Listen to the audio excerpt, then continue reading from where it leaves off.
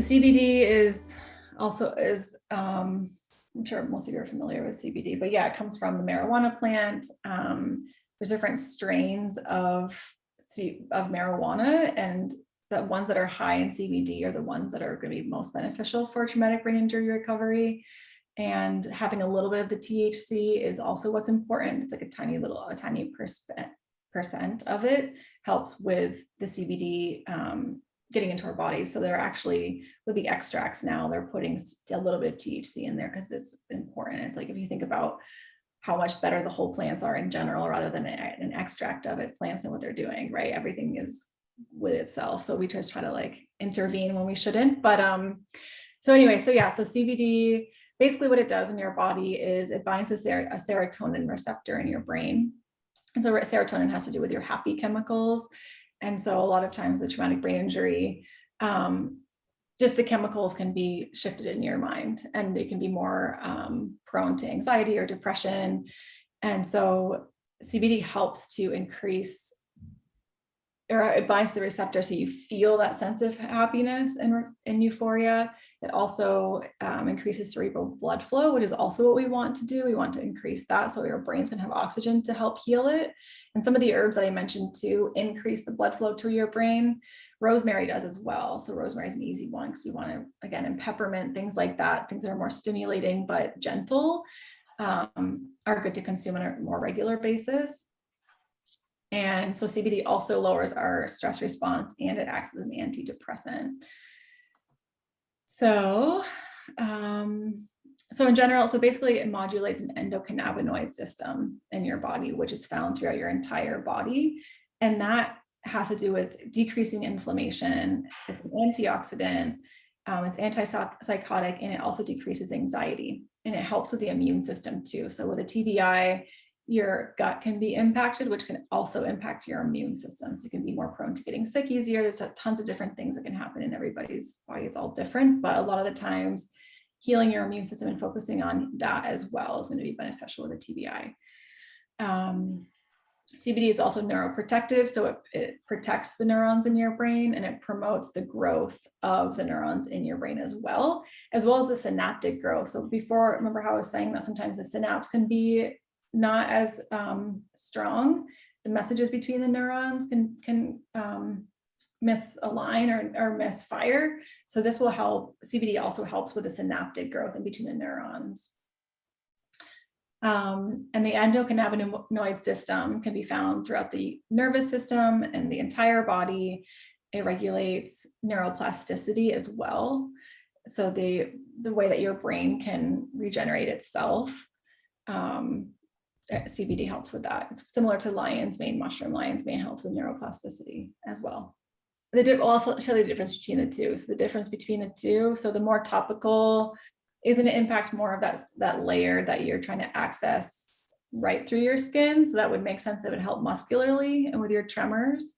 Internally is more of the rest of your system, so more of your brain. And it helps more with, like I said, the depression aspect, the anxiety aspect, and to regenerate your nerves in your brain. So it's just more of the internal impact. So yeah, I mean, I like both forms of it. They're both very beneficial in their own ways. So here's just a quote from a doctor. He says, CBD has the potential to treat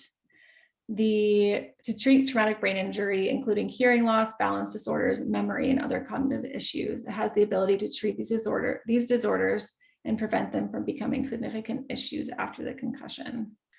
Psilocybin. So psilocybin's more in the forefront now, a newer thing that's coming out for people to be studying and learning about and using in small doses to help. I think microdosing, specifically psilocybin, is going to be really impactful for a lot of people with mental things going on. So I think and then the two combined, there's actually a lot of research coming out with combining CBD plus microdoses of psilocybin. So CBD binds to one type of a serotonin receptor, and then psilocybin actually binds to another serotonin receptor. So they work really well together. And so the serotonin receptor that psilocybin binds to impacts emotions, learning, memory, and pain. And when there's a dysfunction in what psilocybin works on in our brain. There's a wide range of neurodegenerative diseases, including Alzheimer's, Parkinson's, Huntington's, and traumatic brain injury. So they're seeing that when a dysfunction is in this receptor, that there's actually a correlation between TBI as well.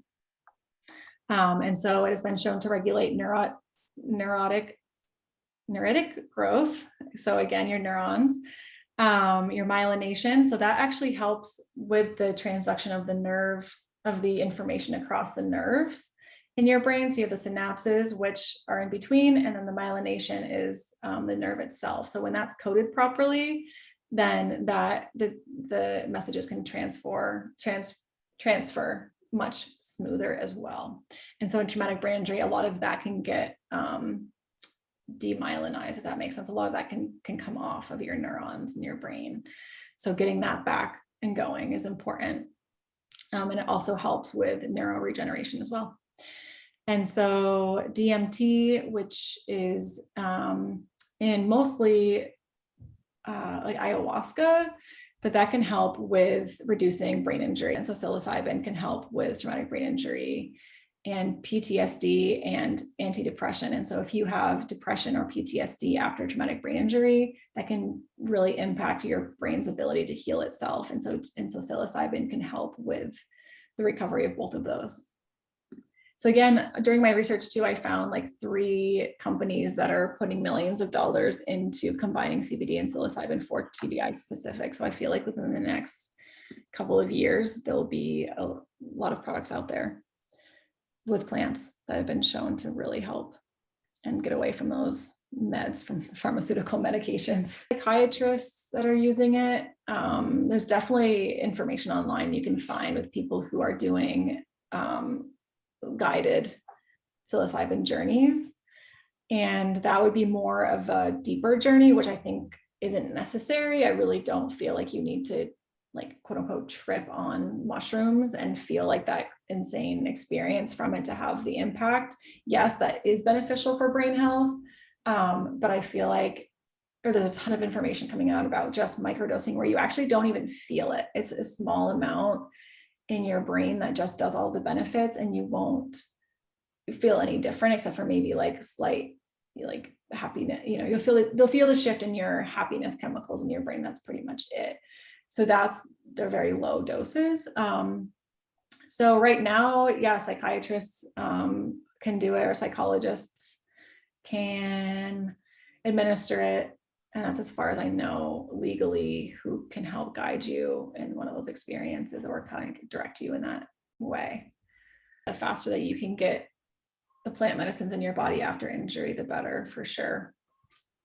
But I mean, it's never too late either way, even if it's been a few years or however long it's been, it's still possible to have the plants help support the healing process. The milky oats will also help that. It'll help relax your nervous system and get to sleep. Magnesium definitely helps with sleep. Absolutely. Yeah. And a lot of us are deficient in magnesium. So incorporating that is definitely going to be helpful. There's also like California poppy. California poppy is a good one. It's stronger. Passion flower. Yeah. I love melatonin just because our bodies produce it itself. And so I feel like I like to not give something to it to rely on it, because then I would question if I don't take it, if I would rely on it after that to sleep. So I would actually lean more towards CBD for myself to sleep, something like that, that's more calming and soothing over melatonin. But again, if you can do just the herbs, like a simple chamomile tea before bed, or magnesium, things like that, those are the places to go to first. Again, California poppy is a really strong one. I would definitely check with a doctor with that one, but that could help with sleep. Passion flower, those will also help to calm you down, give you some sleepiness. Sativa is more prone to raising paranoia, but indica can be super strong too. So during the day, that might be intense for some people. Again, it just depends, but I would recommend more indica at night.